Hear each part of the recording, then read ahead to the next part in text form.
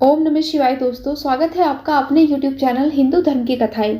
आज की वीडियो में हम जानेंगे कि फाल्गुन मास की अमावस्या कब है, इसकी तिथि कब से लेकर कब तक रहने वाली है, स्नान दान कैसे करना है और पूजा हम किस तरीके से करें कि हमारे जो पितृ हैं वो प्रसन्न रहें।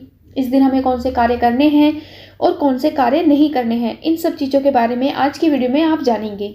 लेकिन उससे पहले अगर आप चैनल पर पहली बार आए हैं तो चैनल को प्लीज़ सब्सक्राइब करिएगा और वीडियो को लाइक भी करिएगा। सोमवार के दिन पड़ने वाली अमावस्या को सोमवती अमावस्या कहते हैं और इस अमावस्या का हिंदू धर्म में विशेष महत्व है। इस साल की पहली सोमवती अमावस्या 20 फरवरी 2023 को पड़ रही है। हिंदू शास्त्रों के अनुसार सोमवती अमावस्या हिंदू धर्म में महत्वपूर्ण दिनों में से एक मानी जाती है। मान्यता है कि इस दिन माता पार्वती और भगवान शिव की पूजा अर्चना करने से पति को लंबी उम्र प्राप्त होती है। बाकी अमावस्या की तुलना में सोमवती अमावस्या का अधिक महत्व है। इस दिन दान और स्नान करने से व्यक्ति को मोक्ष की प्राप्ति होती है।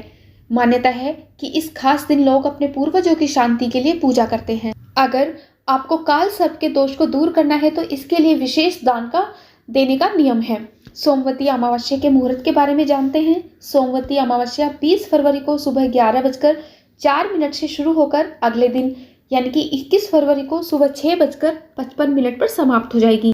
सोमवती अमावस्या को माना जाता है कि इस दिन विधि विधान के साथ पूजा अर्चना करने से पितरों की आत्मा को शांति मिलती है, तो इसलिए इस दिन सुबह जल्दी उठना चाहिए और गंगा, शिप्रा या फिर जितनी भी हमारी पवित्र नदियां हैं उनके जल में स्नान करना चाहिए।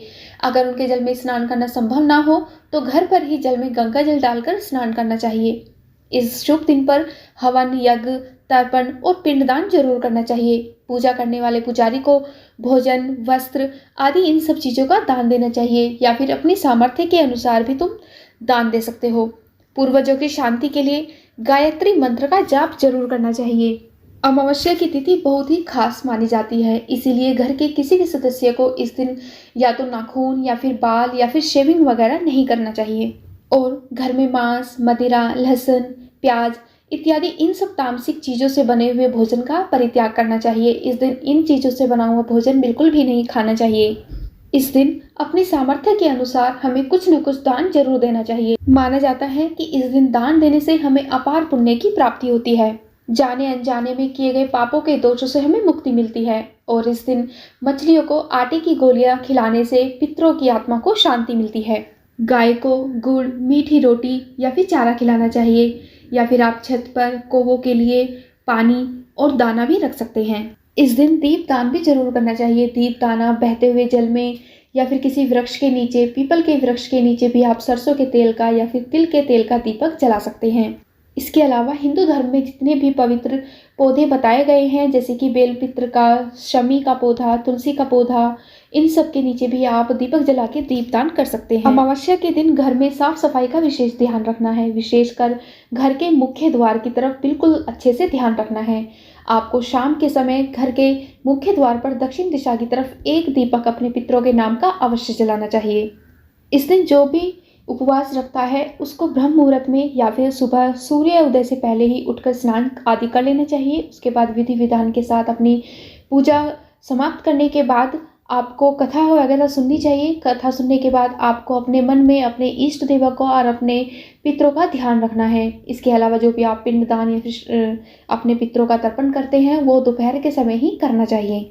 अगर आपके घर में पितृदोष है, घर में कलह या फिर पति पत्नी के बीच में आपस में नहीं बनती है या फिर घर में झगड़ा होता है तो ये कुछ ऐसे लक्षण हैं जो दर्शाते हैं कि आपके जो पितृ हैं वो आपसे नाराज हैं या फिर वो आपके ऊपर द्वेष है उनका। तो इन सब चीज़ों को दूर करने के लिए हर अमावस्या पर सभी नियमों का पालन जरूर करना चाहिए। इस दिन हो सके तो पितरों के नाम की एक थाली जरूर निकालनी चाहिए। थाली में आप अपनी सामर्थ्य के अनुसार 8 पूड़ी, खीर और सब्जी इन सब चीज़ों का भोग जरूर लगाना चाहिए। खीर का भोग लगाना पितरों को अति आवश्यक होता है।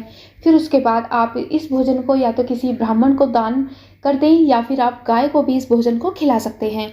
और ये सब जो आप निकालेंगे थाली, ये दक्षिण दिशा की तरफ अपना मुंह करके ये सब निकालना होता है। साथ में आपको 1 लोटा जल और काले तिल भी रखने चाहिए। किसी भी अमावस्या में आपको काले तिल जरूर रखने चाहिए या फिर काले तिल से हवन आदि या फिर आहुति देनी चाहिए काले तिल की। अलग अगर ये सब ना कर सके तो हमें बहते हुए जल में काले तिल की काले तिल को प्रवाहित करना चाहिए। और जो दीप आप जलाते हैं आपको उसमें भी काले तिल जरूर डालने चाहिए। आपको ये सब काम करते वक्त ओम पितृदेवाय नमः इन मंत्रों का जाप जरूर करना चाहिए। अमावस्या के दिन सुबह और शाम दोनों ही समय पीपल के वृक्ष की पूजा जरूर करनी चाहिए। पीपल के वृक्ष के नीचे दीपक जरूर जलाना चाहिए। अगर किसी वजह से सुबह के समय टाइम ना मिले तो शाम के वक्त भी पीपल के वृक्ष के नीचे तिल के तेल का या फिर सरसों के तेल का दीपक जला सकते हैं और एक लोटे जल में थोड़ा शक्कर या फिर मीठा जल जिसे बोलते हैं वो अर्पित करें और पीपल के वृक्ष की 7 बार परिक्रमा करें। अगर आपके मन में कोई इच्छा है या फिर आपकी कोई मनोकामना है तो पीपल के वृक्ष की 7 बार परिक्रमा करते हुए पीपल के वृक्ष को 7 बार कलावा बांधें या फिर जिसे हम मोली कहते हैं वो भी हम बांध सकते हैं अपनी मनोकामना के साथ। इस दिन पूरे विधि विधान के साथ नियमों का पालन करने से अगर आपके पितृ आपके घर के किसी सदस्य से या फिर आपसे किसी बात पर नाराज हैं या फिर आपसे रुष्ट हैं तो वो आप पर प्रसन्न होकर आपको अपना आशीर्वाद जरूर देते हैं। आज के दिन आपको अपने सामर्थ्य के अनुसार कुछ न कुछ दान जरूर देना चाहिए। और हाँ, दान में ऐसी चीज़ों का दान करना चाहिए जो सामने वाले के काम में आए। हमें ऐसी चीज़ों का दान करना चाहिए जो उसको किसी न किसी रूप में काम में आ जाए।